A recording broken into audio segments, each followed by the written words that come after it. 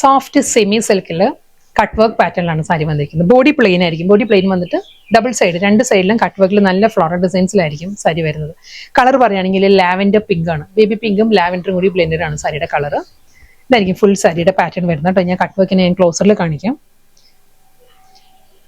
ഈ ഒരു പാറ്റേണിലാണ് കട്ട് വർക്ക് ബോർഡർ വരുന്നത്.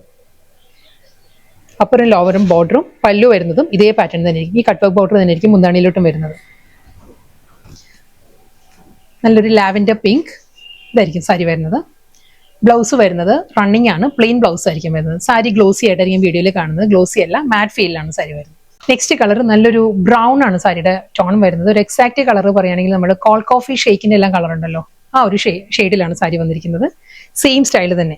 ബോഡി പ്ലെയിൻ വന്നിട്ട് അപ്പുറം ലോവറും അതേ കട്ട് വർക്ക് പാറ്റേൺ. മുന്താണി വരുന്നതും സെയിം കട്ട് വർക്കിൽ തന്നെ. ബ്ലൗസ് വരുന്നത് പ്ലെയിൻ ആയിരിക്കും.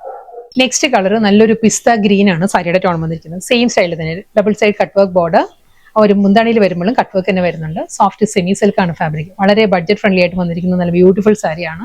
ബ്ലൗസ് വരുന്നത് പ്ലെയിൻ ആയിരിക്കും. നെക്സ്റ്റ് കളർ നല്ലൊരു മെറ്റാലിക് ടോണിലാണ് വന്നിരിക്കുന്നത്. റോസ് ഗോൾഡ് ബ്ലെൻഡഡ് കോപ്പർ ആണ് സാരിയുടെ ടോൺ വന്നിരിക്കുന്നത്. റോസ് ഗോൾഡ് കോപ്പറും കൂടി ബ്ലെൻഡഡ് ആണ് സാരിയുടെ മെറ്റീരിയൽ.